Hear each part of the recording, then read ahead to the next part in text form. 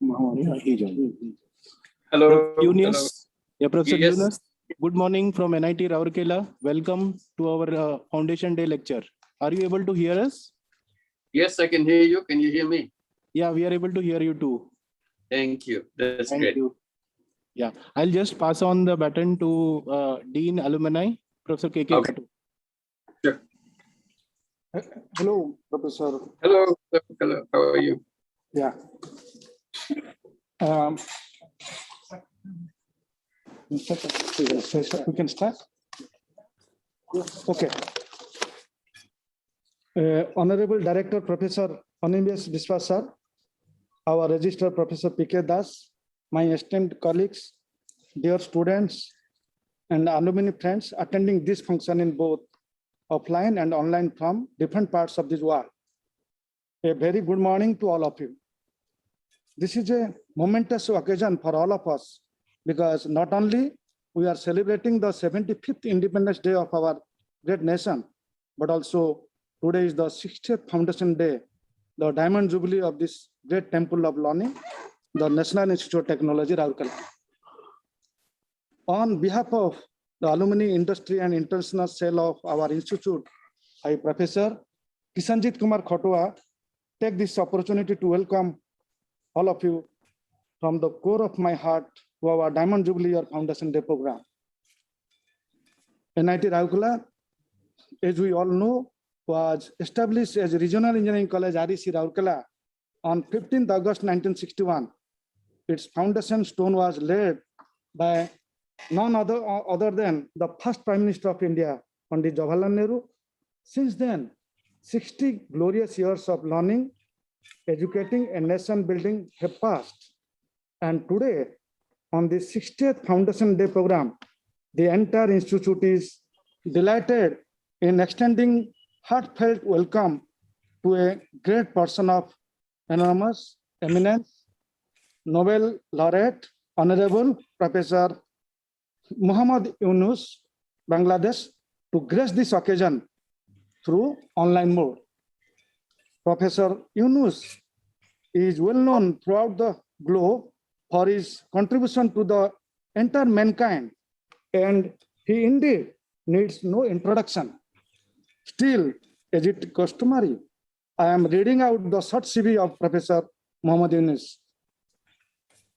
Nobel Laureate Professor Muhammad Yunus is the father of both social business and microcredit, the founder of Grameen Bank, and of more than 50 other companies in Bangladesh. For his constant innovation and enterprise, the Fortune magazine named Professor Yunus in March 2012 as one of the greatest entrepreneurs of our time. In 2006, Professor Yunus and Grameen Bank were jointly awarded the Nobel Peace Prize. He is the recipient of 61 honorary degrees from universities across 24 countries. He has received 136 awards from 33 countries, including state honors from 10 countries.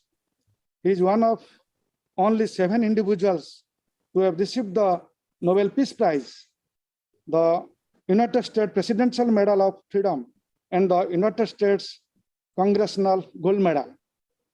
He has appeared on the cover of Time magazine, Newsweek, and Forbes magazine. I request a Nobel Laureate, Professor Muhammad Yunus, to deliver the prestigious Professor Bhubaneswar Behera Memorial Lecture and enlighten the enthusiastic audience. Thank you. Thank you very much. Good morning. I'm absolutely delighted to be with you. And first, congratulations on your Independence Day. It's a great day of celebration for the whole country, and we join you in that celebration. And also your Foundation Day. And on this occasion, we kind of reflect the achievements of the NIT Rourkela. it's a wonderful occasion to get the faculty and the students and the friends and the alumni of the university since the college was established in 1961. So congratulations to all of you. And I'm very happy to be with you and share some thoughts and share some experiences that I have gone through. Probably some of it will be relevant on this occasion. And this is not a very good time for the world. We are going through pandemic. Lots of people get losing their life because of the pandemic. And not only people's life is at risk, and the whole system, everything that we built over the years came to a stall. It came to a stop. It's not functioning the way we designed it to be functioning. So this is one area that we see kind of shake us up and make us think, make us reflect. What do we do? What do we move in future? And these are the thoughts which are very relevant for academic institutions like NIT Rourkela. It's a thing that the academics and the young people have to look around and see what we did the right thing in the past, what we did the wrong thing in the past. And it's our task to make sure we overcome the current problems, not temporarily, but in a way we do it permanent so that we can redesign everything to make sure that we don't fall into the same kind of trouble that we have created for ourselves today. So that's why the campus, the academic institutions become extremely important, because that's where all the new ideas and new thinking are born. And this is the responsibility of the universities to guide the world, which direction to go. And while I say that, I also take the risk of admitting this is an educational institutions, academic institutions around the world, globally. Collectively, we are responsible for creating all the trouble for the world, all the big problems that we have created for us. So if you look around, there are many, many problems that we have created. And these are created because of the way we design our life, the way we prescribe our economic policies, our designing of institutions, and so on. On this occasion, I will just go back and share with you the problem that I faced as an academic back in 1970s, in the middle of 1970s. Bangladesh was just born at that time. Remember, Bangladesh was born in December of 1971. It became a new country. At that time, I was teaching in the United States in one of the universities there, teaching economics. And Bangladesh became an independent country. I immediately resigned from my job in the US university. And I said, now I'm going back because this is the time to be in Bangladesh to see if we can help people to redesign their life and improve their life and overcome the massive problems that we face in Bangladesh. So I resigned and came back to Bangladesh and became a teacher in the Department of Economics. I became the chairman of the Department of Economics in 1972. So I started teaching there. And in 1974, we had a terrible famine in the country. Some of you may remember that famine, so bad. Hundreds of thousands of people were dying of hunger because they didn't have enough to eat. So you wonder, when you come from the United States, all the beautiful ideas about how you can create a new economy and make people better off and so on. And in the face of this terrible famine, I see myself completely helpless. My economic thinking has no meaning in the life of the poor people that I lived. They lived around the campus. And the campus is surrounded by villages, so it's not far away from the campus. Actually, we're just neighbors, the campus and the villages. So I feel terrible that I learned something which has no meaning in the life of the dying people. I couldn't help them as an individual with an idea or things or policies or whatever. Or the traditional way of doing things, it's not working for them. So one way I thought I can make myself useful to people who lived around me, around the campus, just by going and meeting them, see if as a human being, if I can be of some use to them. Since I'm a totally useless person, learn something which has no use for people in general. So I was trying to discover if there is any use left in me for the other people. So idea was to see if I meet these people, learn from them, and do something, or even one individual, to help them in some way, in a tiny, tiny little way, even for a day. So I started doing that. And I felt a little better. At least I'm now not sitting around and blaming myself for going to school, learning something which is useless. But now as a human being, I'm trying to see if I can make something meaningful in the life of the other people, even very insignificant terms. So I did it every day, meeting people, learning about them, and see if I can help something, some way. And gradually I started seeing the village as it is. I never had an opportunity to learn about the village, about the people, because in economics, you immediately go into theories and so on, rather than about the people, about the way they live and so on. So this excited me that now I'm close to people, real life. It's not some storytelling in the book, what human beings are all about. Now I meet every human being in person. And I see the women, I see the children, I see the old people, young people, everybody. So I feel that now I'm in real university. The village became my real university of learning. And that gave me a little bit of satisfaction that at least I'm close to people and I'm doing something for them in a small way.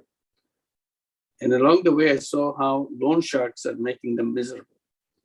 Poor people, out of their desperation, need this tiny little money to go over their daily need or temporary need. Go to the loan shark, borrow some money, very small amount of money, some 200 taka, 500 taka, 300 taka. That's the kind of money they were needing. But they didn't have any money. So loan shark gave the money and put so much conditionalities. At the end, they lose everything they got. So loan sharks take away everything in the name of giving them a loan. I said, this is really a robbery. People just take away in the name of a loan. But I meet the victims wherever I go, every time I go to the village, and I see how terrible that was, how incredulous people are in believing in the terms and conditions and so on, and fall into the trap of the loan sharks and losing everything. So I was wondering how to protect the victims in some way. So I started talking to them, so how they can keep themselves away from the loan sharks. They explained to me they needed the money, so wherever it is, because they are so desperate to have the money for their survival, they couldn't think of next day or the future. So one thought came to my mind, why don't I go ahead and lend some of them money so that they don't have to go to loan shark? I was not thinking of lending money to everybody. I was thinking I can see if I can protect 1 or 2 or 5 people. So I started lending them the money. And it became very popular. Everybody wanted to borrow from me because it's so easy.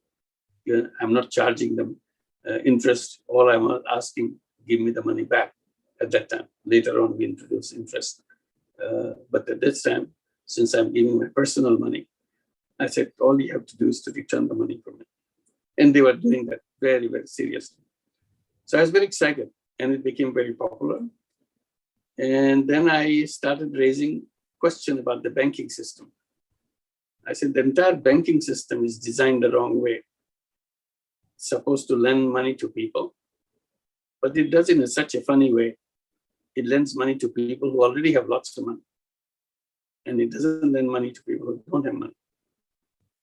And when I accused the banking system, bankers got very upset. They explained to me that the reason they cannot lend the money to the poor people because they are not creditworthy.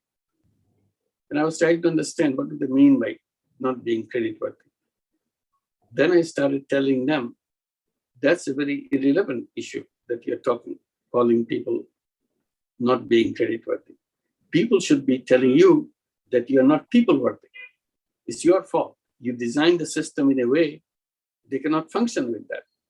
So just because they cannot function the way you have designed your system doesn't mean they're not creditworthy.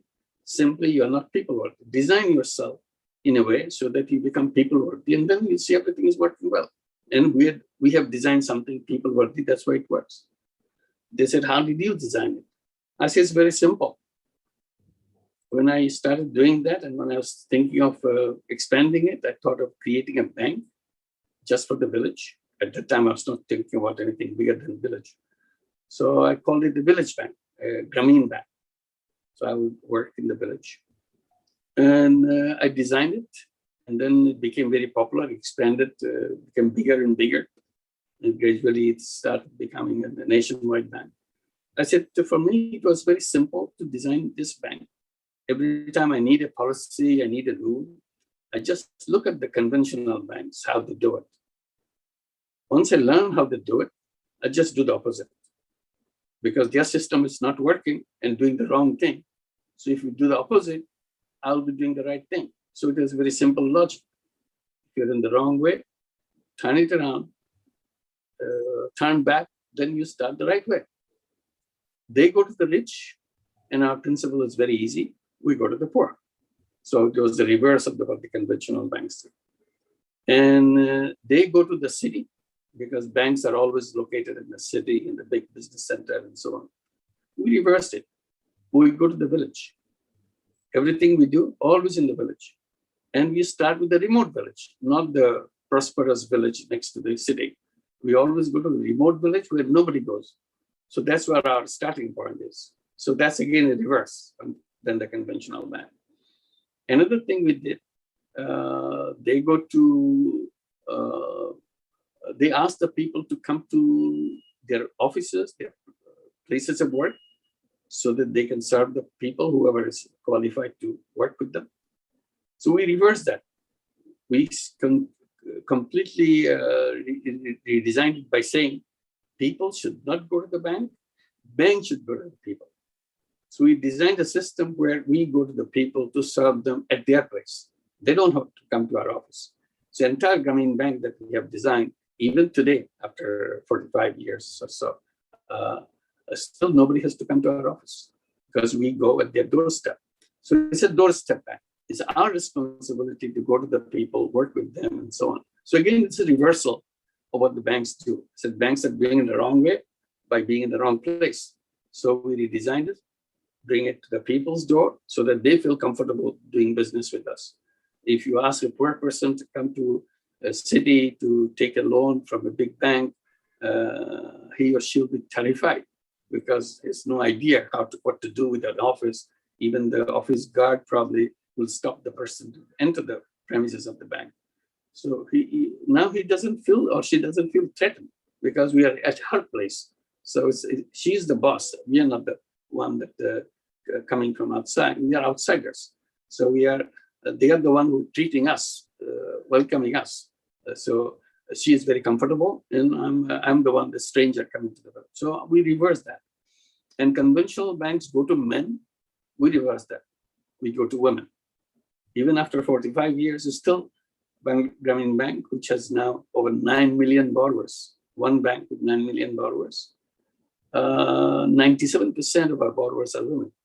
So we focused on women, where I've been complaining about the banking system in Bangladesh. I said not even 1% of the borrowers at the bank happen to be women.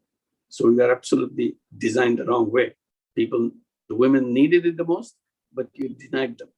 So we created a bank which is absolutely focused on women and destitute women, extremely poor women, illiterate women. So that's where everything that we did is, you can see that it's all reverse of the conventional banks. Conventional banks don't like that, to go to the people who are absolutely in distress and absolutely don't have no possessions and so on. And another big thing that we did, which conventional banks want collateral. You cannot borrow even 1 rupee from a bank unless you provide them a collateral. So they will bring their big lawyers to make you sign papers and pages and pages you have to sign, saying that in case you cannot pay back the money, these are the terrible things will happen to you. You need the money so much, so you keep on signing everything and hand over all the rights to the bank. So we removed that. We said poor people don't have anything. So if you ask for a collateral, they will never be able to do the banking. So we reversed that. We said it's a bank without any collateral. So we dismissed the whole idea of collateral. Banks rely on collateral, and we dismissed the whole fundamental of the banking system, dismissing collateral. And since we don't have collateral, we don't have any need for any lawyer. And I keep reminding people, Grameen Bank is the only lawyer-free bank in the whole world. In our entire system, there is no lawyer. There's no legal documents or anything. We have records, but no legal documents. So if somebody walks away not paying back, we cannot take any legal action against that person, because we said we are not going to take any legal action against anybody, because that's not what our interest is. Our interest is to serve the people, not punish them for anything. So we created a bank which has no punishment, which has no collateral. We are not making claims on anything on their part, but they are taking the money from us. And we lend out right now over $3 billion a year, and our money comes back. We had never had any problem in the last 45 years that we have done. And that idea has spread in many countries, it became known as microcredit and so on. So this is the whole basis. Reformulate, design the bank system to come to the people rather than you look at people who can give you big profit out of the banking that you do. So that was the beginning. And as we expanded, we saw poor people needed much more things that beyond the finance that we provide. So first we concentrated on toilets, because people have no toilets. Not only the poor people, the entire village don't have any toilet. Rich people, middle income people, poor people, nobody has a toilet. They go out in the open. This is a traditional thing all over Bangladesh. So we said, no, we have to have toilets. So we said, the poor people in Grameen Bank, they said, well, we don't have any money to build any toilet. This is a very expensive thing. I said, oh, well, I understand that. That's why we work with you. Why don't you just dig a hole and use that hole as a toilet instead of just going anywhere you want? So in the beginning, they resisted it, but gradually they came and accepted that. So if you are a Grameen Bank borrower, you have a pit latrine, just a hole, and use it as a latrine. And then we created a company to produce toilets in the village. We construct this toilet, and Grameen Bank gives a person, women, a toilet loan. And she gets the money from the bank and goes to our business, the toilet company, to buy herself a toilet and install it in her home. And now we said nobody should go without a toilet. And we made it very simple. Our toilet loan is repaid over a long period of time. So every time our system is a weekly payment, you pay a tiny bit of money along with whatever you're paying every week. Even a tiny bit, it's a fraction of a taka, it's okay. Over time, in your lifetime, you'll pay back the entire toilet loan. And people love that. So this was the beginning. And since the toilet is coming in the village and only the poor people are getting the toilet, so it created a lot of repercussion among the women of the rich families, well-off families. They kept complaining to their husbands, how come the beggar woman, she has a toilet and we don't have a toilet? She was referring the beggar woman, meaning bank borrower, because they are so poor, they're almost like beggars. So if they have a toilet, how come we don't have a toilet? So the demand for our toilet increased, not only from our borrowers, also non-borrowers. So it became a good business for us. to continue with the toilet making. Today, we came to a stage after so many years, Bangladesh has toilet in every single home, in everywhere in Bangladesh, because it became very popular and everybody joined in to create toilets and so on, seeing that even the poorest person, the poorest woman, she has a toilet. Everybody felt ashamed that they don't have a toilet themselves. So their women particularly pressured the male people in the family to make sure they have the toilet in their families. So that it made a big impact in the whole system. Then we brought healthcare. We created healthcare insurance so that you pay a fixed amount, and entire health need for the family is ensured because of the insurance. And we created healthcare center in the villages with a medical doctor, qualified medical doctor, MBBS qualified doctor.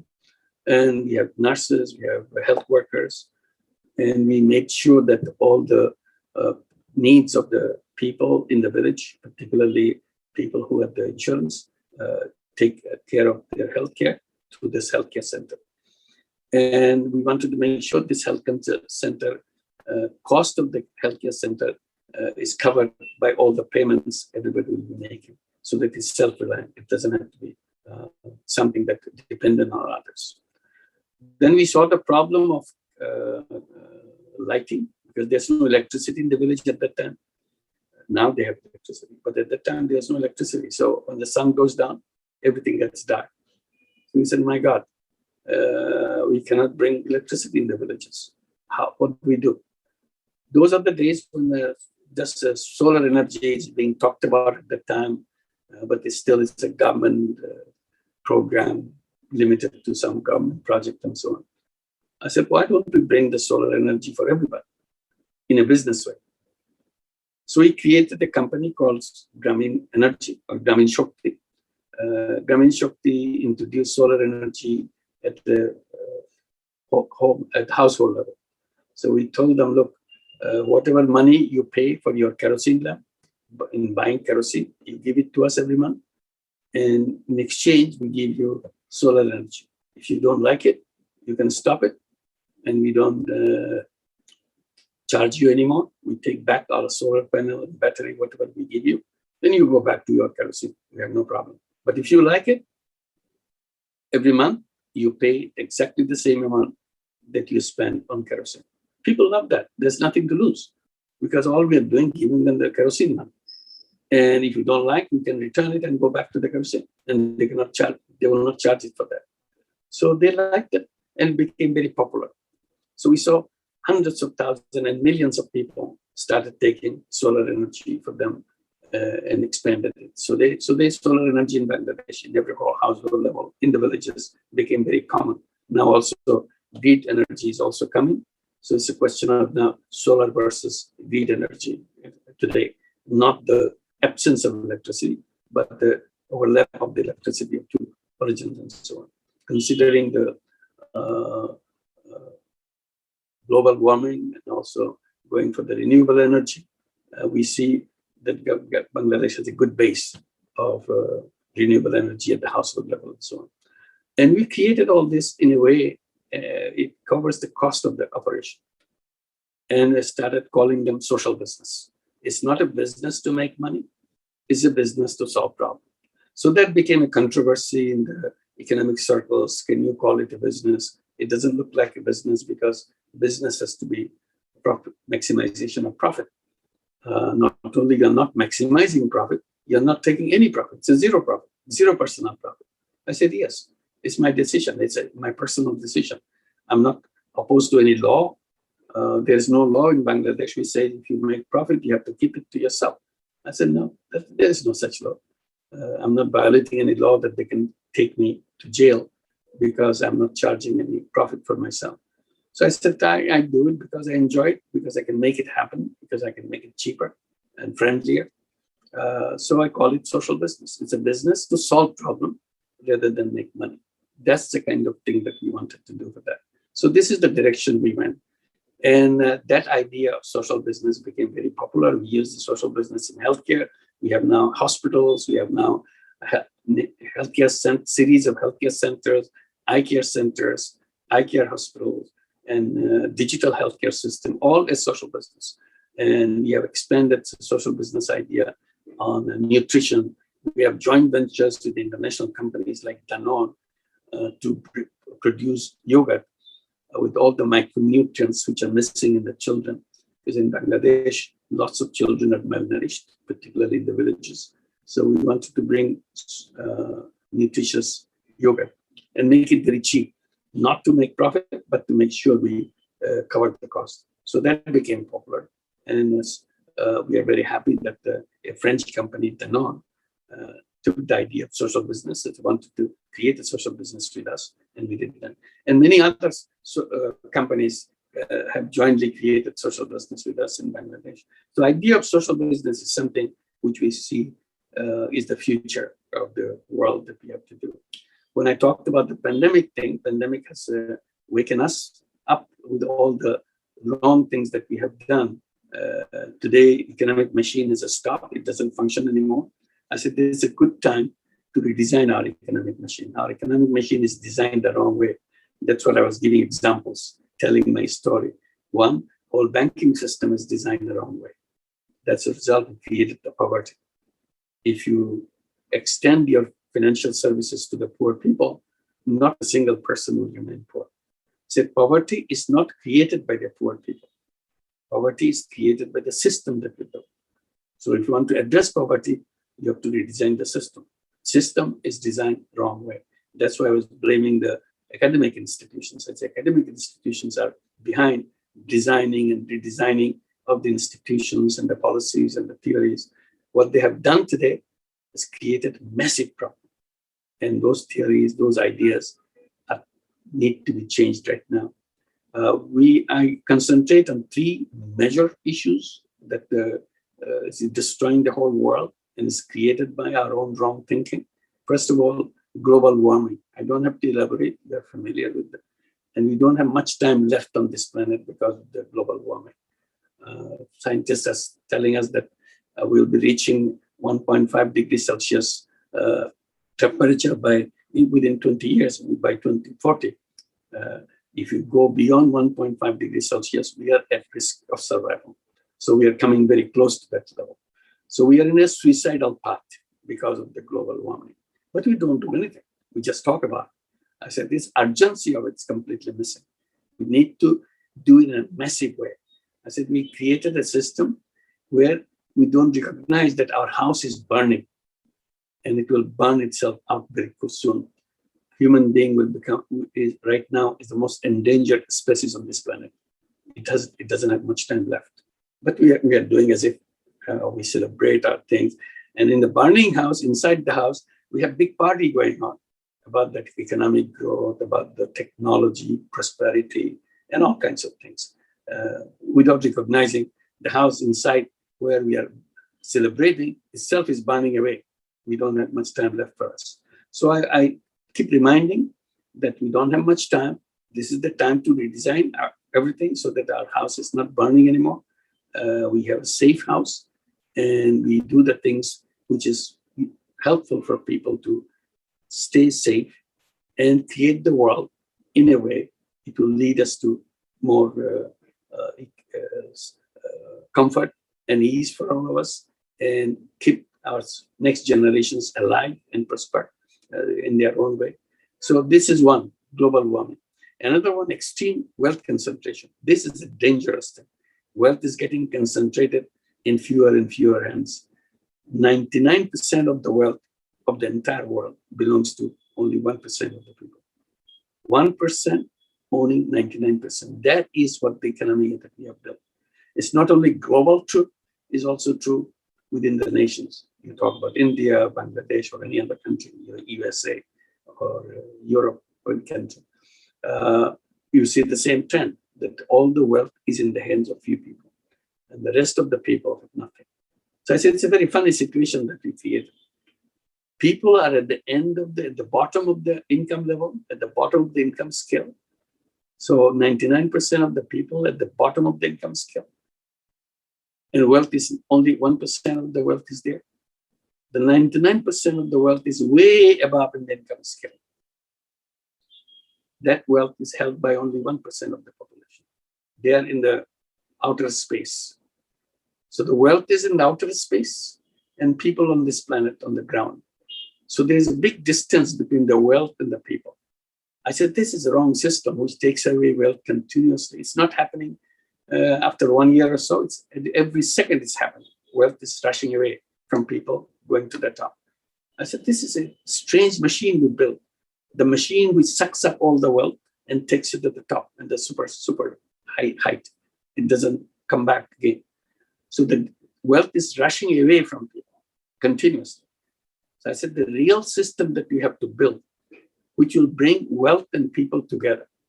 So this is the time to redesign the system so that we have a machine, we have economic theory, we have economic system where wealth and people will be living together, not far away from each other, not running away from each other. That's the wrong system.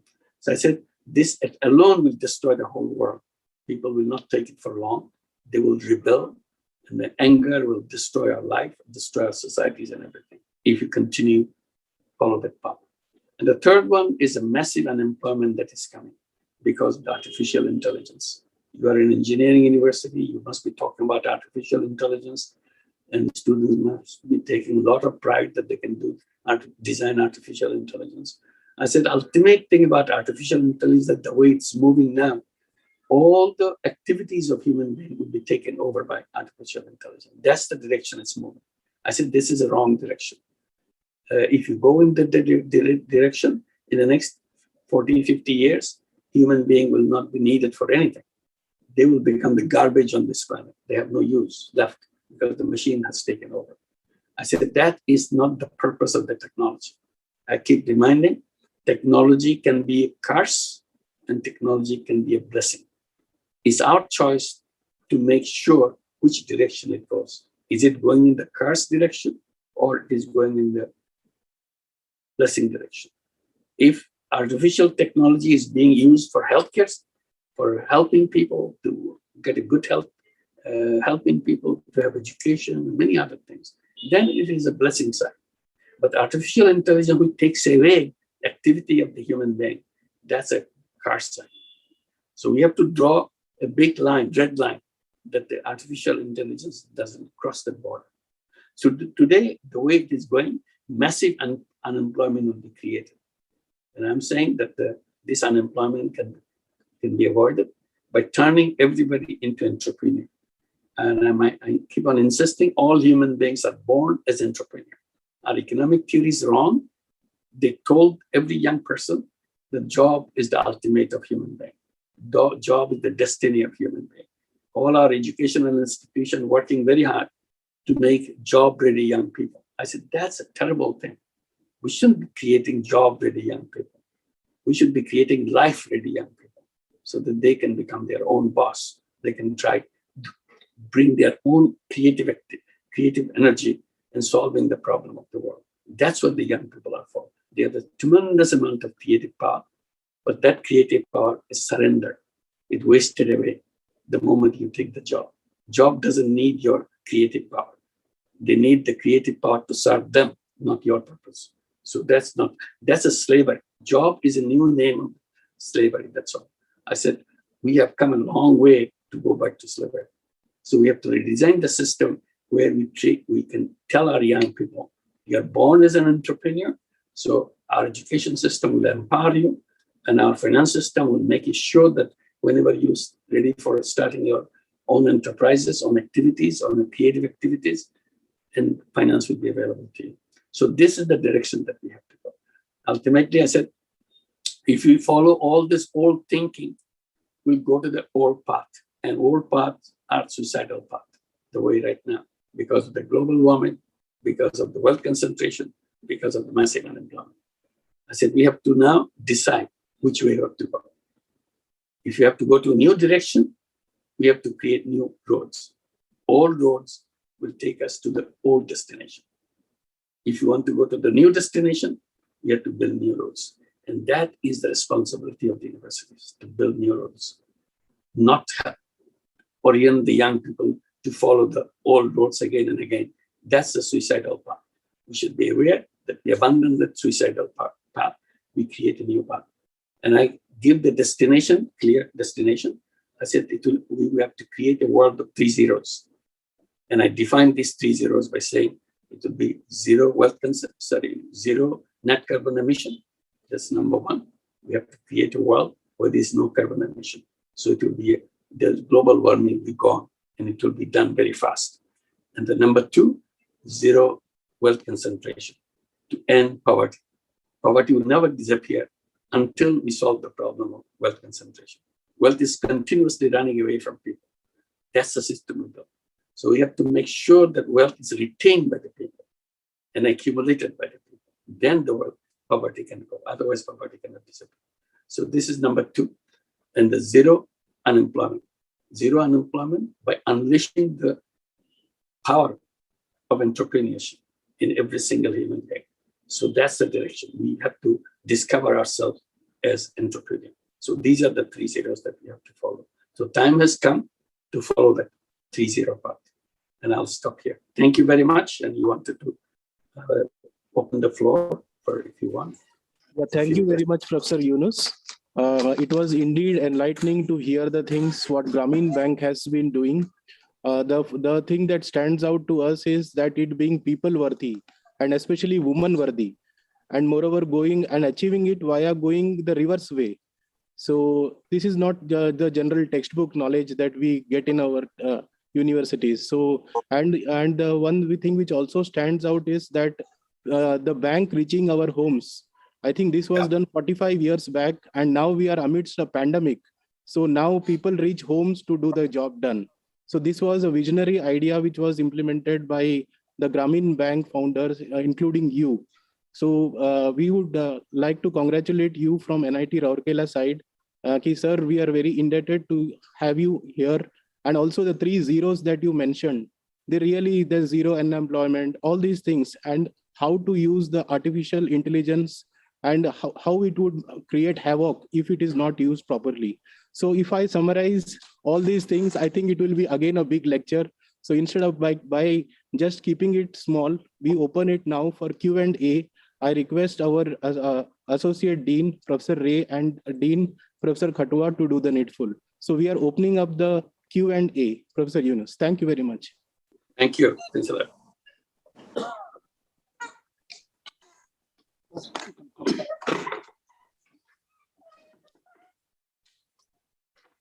Sir, I feel privileged to read out the questions asked by our audience. Go ahead. Sir, first question, sir. What initiatives can be taken by the public and private sector to promote microcredit and microfinance in the rural parts of India? Well, as I was narrating the story, the answer is very clear. Each individual can do that. You didn't have to talk about private sector or a public sector or anything. When I started, I was not a public sector. I was not a private sector. So I was just a university teacher. And I was teaching my class and doing the thing on the side as an individual, not as a professional business person or something. So what we have to, we want to do things in a way that we see we can contribute in changing the life of the people. So what I'm saying, anybody could do that. And in order to do that, what I should underline now that India has lots and lots of microcredit programs all over, and some are doing very good, some not as much. Here, people complain how microcredit is becoming an instrument of exploitation of the poor people and so on. We had lots of cases around the world like that. I said, so you see, what is missing when you started, when the world started following Grameen Bank path, they took one lesson from Grameen Bank, that you can lend money to poor people and get it back. That's what the lesson came from Grameen Bank and became microcredit. The real lesson of microcredit and Grameen Bank was not even paid any attention to. We designed Grameen Bank as a social business. We didn't want to make money. I didn't make money, a penny, out of the Grameen Bank that I created. I made sure it's owned by the poor people. So the Grameen Bank is owned by the poor people.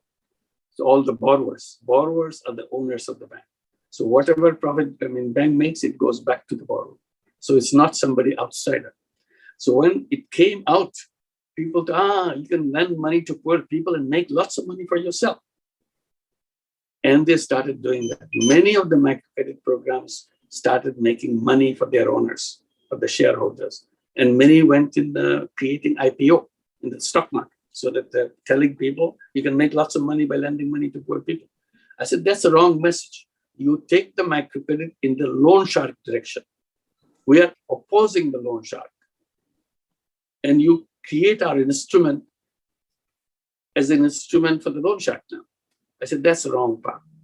So whatever microcredit has, genuine microcredit must be a social business microcredit.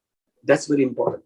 So you have to check one by one, whether it's done by private sector, whether it's done by public sector, doesn't matter. It should be a social business, meaning some guy is not making money out of the poor people. So that should be eliminated right away. And that's what the purpose of the social business. Social business doesn't allow you to take any profit out of the business. Profit is plowed back into the business, not goes to the owners. So this is a crucial thing. So I would say, I will say that all microcredit programs in India should become social business microcredit.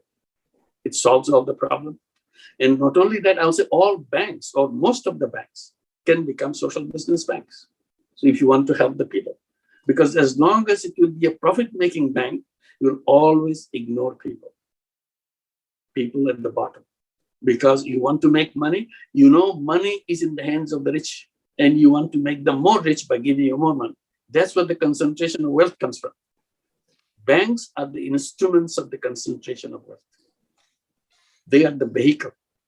And we created that. Our departments, our theoreticians created that. We make a big thing about how the banking system should be run and so on to make you rich. If you have a share in a bank, you are sure you're making lots of money.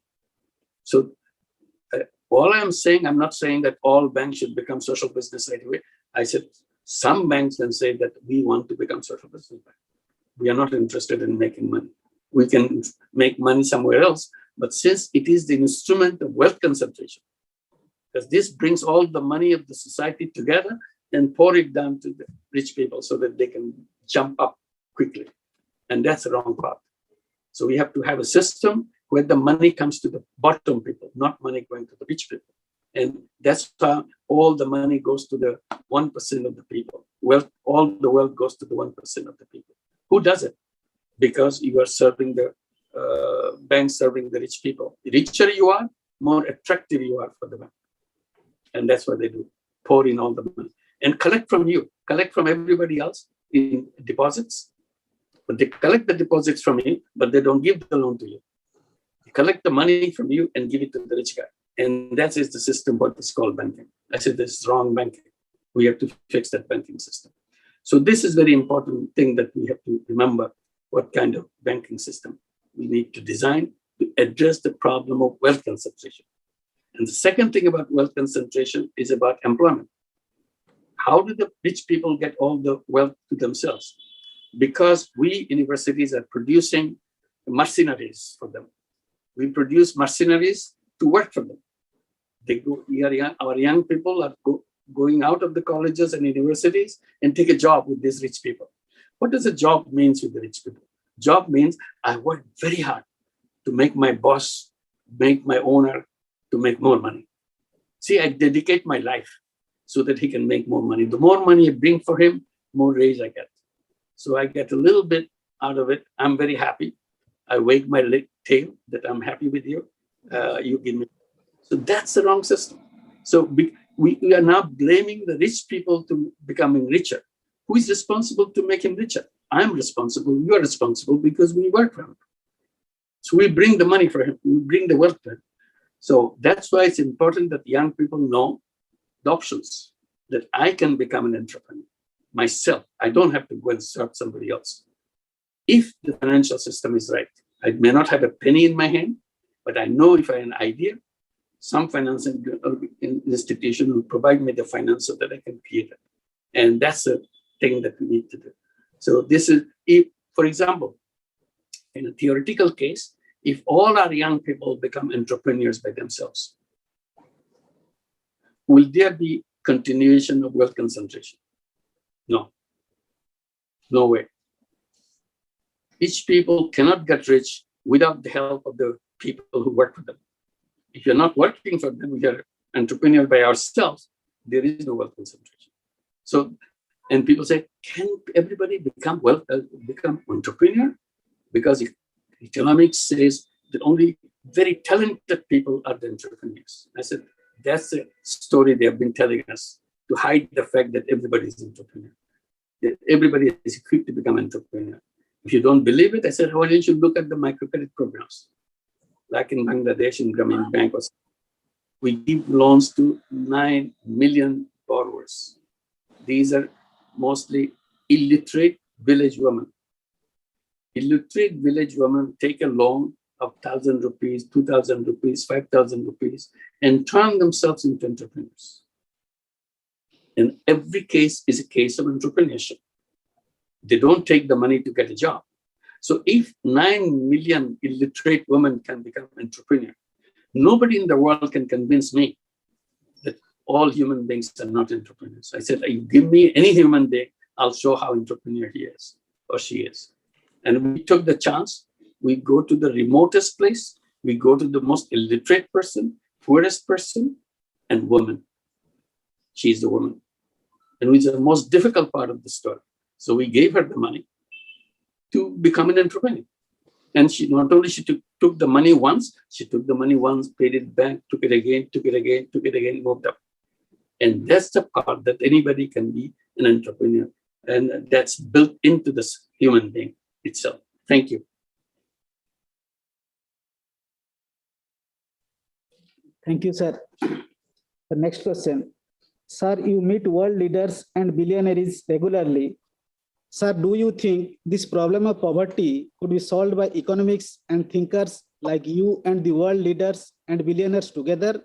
Or is it a problem that can be solved by the economics like you all and by yourselves?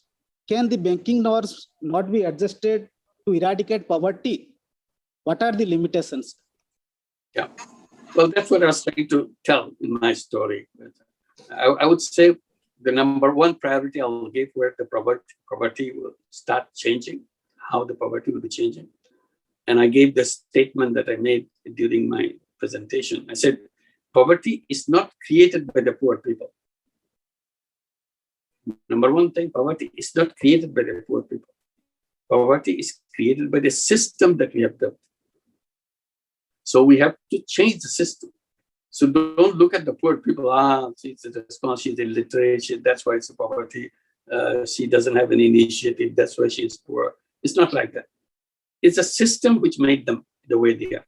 So if you change the system, they will come out of poverty. So who built the system? And in one simple way, I'm exaggerating a little bit, in a simple way, I said, we, the academicians, we, the people who teach economics, we, the people who write books on economics, they are the one who designed the system.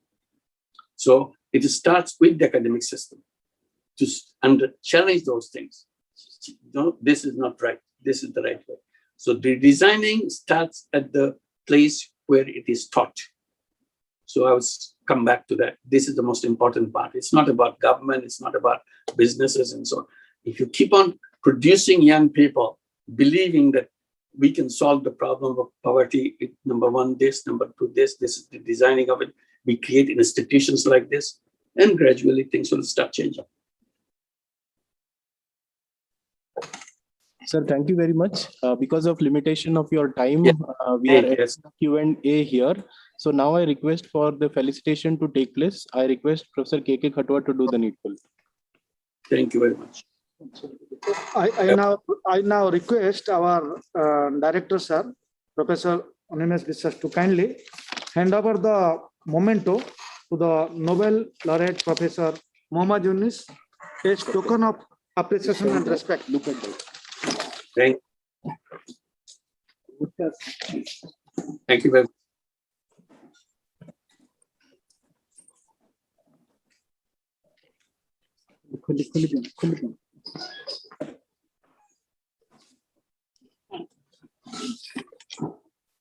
Sir, please accept it on our behalf virtually. Thank you. Appreciate. Yes, I'm receiving it virtually. Thank you very much. Looks beautiful. Thank you. Konak temple, they say one of the very famous Konak temple, World Heritage temples. They one of the wheels, these things symbolize the many things where you can count the times and other things. So Thank you so much. So kind of you. sending it by I think by post by post. Yes. Whenever it's comfortable, it's no problem. Take it easy. But I have received it. Thank you so much. Thank you. Thank you very much. Thanks a lot. Sir, now I request Professor Katua to do the vote of thanks. Now I request Professor Ray to give the vote of thanks. Very good morning to one and all. Honorable Speaker of today's lecture, Nobel Laureate Professor Mohammad Yunus, respected Director, Professor Animesh Biswas, Registrar, Professor P.K. Das, Dean Alumni, Professor K.K. Khatua, faculty colleagues and staffs of the Institute, alumni, students, ladies and gentlemen. I feel honored to thank Nobel Laureate Professor Mohammad Yunus for accepting our invitation to deliver Professor Bhubaneswar Behera Memorial Lecture on the 60th Foundation Day of our Institute. Sir, your virtual presence on this Diamond Jubilee year of our Institute has added a colorful feather to our celebration. Thank you very much, sir. I must thank our Director, Professor Animesh Biswas, and Registrar, Professor P.K. Das, for extending wholehearted support for arrangement of this Nobel Laureate Lecture. I am also thankful to our ex-Dean, alumni, Professor Abanti Sahu, for initiating the proposal of this historic lecture. I must thank Dean Alumni, Professor K.K. Khatua, for executing all arrangements of this lecture. I am thankful to Head Computer Center, Head Anktel, and their technical staff for such nice arrangement in online streaming of the program in YouTube. At last, but not the least, I must thank all the viewers who are watching this lecture online. Thanking all. With this, Professor Bhubaneswar Behera Memorial Lecture has been concluded. Thank you, sir. Thank you very much. Thanks a lot. Thank you very much. Thank you, sir. Thank you. Namaste from our side. Thank you all. And Take please it stay in touch. Please stay in touch. And We'll be stay in touch. with. Thank you very much. In touch. Bye-bye. Bye bye. Thank you. It's okay. Sir, it's very smooth. Yeah. We were lollipop. Audio off.